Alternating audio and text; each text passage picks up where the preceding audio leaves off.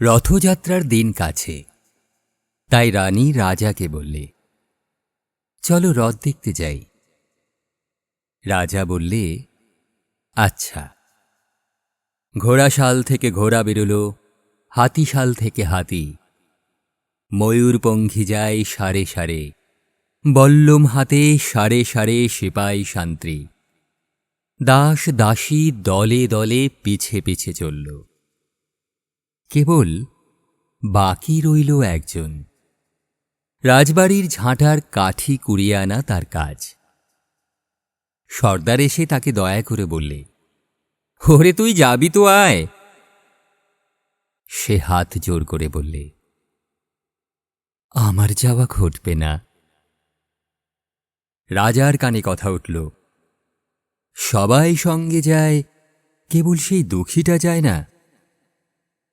রাজা দয়া করে মন্ত্রীকে বললে, ওকেও সঙ্গে নিও। রাস্তার ধারে তার বাড়ি। হাতি যখন সেইখানে এসে পৌঁছল, মন্ত্রী তাকে ডেকে বললে, ওরে দুঃখী, ঠাকুর দেখতে যাবি চল। সে হাত জোর করে বললে, কত চলব?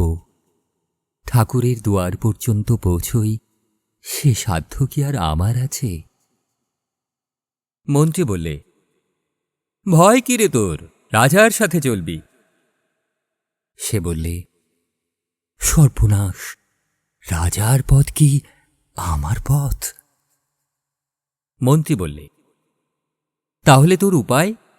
তোর ভাগ্যে কি রথযাত্রা দেখা ঘটবে না?